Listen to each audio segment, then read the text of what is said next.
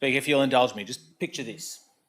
You've finally managed to save up for that trip to Cairns. You booked your flights, the accommodation's all booked for the September school holidays.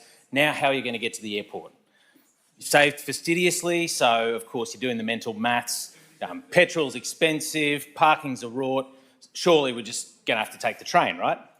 Now for me, that's 2 adults, 3 kids. We've got 50-cent fares, right? Bargain. Wrong. Yeah, no, he's got it all wrong. No 50-cent fares on the AirTrain. That'll be, in fact, $95.70 one way. And it's a weekend, so the trains only run every half hour. So, yeah, no, we're just going to sit in the traffic, unsurprisingly. Now, it should surprise no one here that 95% of people make this exact calculation. And you don't just have to rely on me. It's in the Brisbane Airport Corporation's own master plan for the airport. Just 5% of passengers take the AirTrain. Now, that explains precisely why we're also used to spending 20 minutes sitting in traffic to get to the pick-up and drop-off zone. And make no mistake, this will absolutely be exponentially worse during the Olympics.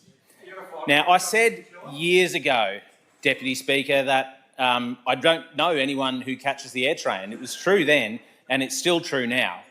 And the reason, one of the key reasons for that, the expense, has been even further embedded. Now, the AirTrain these days is almost 50 times the cost of a standard train fare.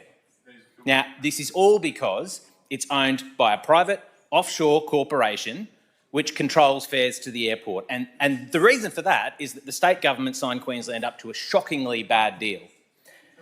It was, whether it's through privatisation, sale of assets or ever-increasing reliance on PPPs, we have given, in this case, an exclusive deal. It gives AirTrain's corporate owners a 35-year monopoly on public transport services to the airport and total control over fares until 2036.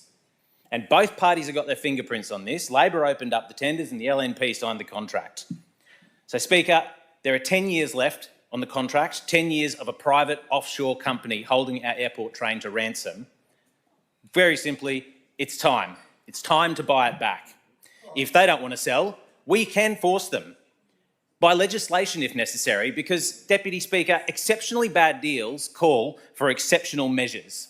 Now, the last thing people need right now in Queensland is more traffic and more fuel costs on top of everything else. So I'm petitioning the state government to buy back the AirTrain and make it 50 cents. And given the entire House's vocal support for the Greens 2017 and 2020 public transport fares plan, I'm sure everyone will support it. Mr. Speaker. Call the member for Rockhampton.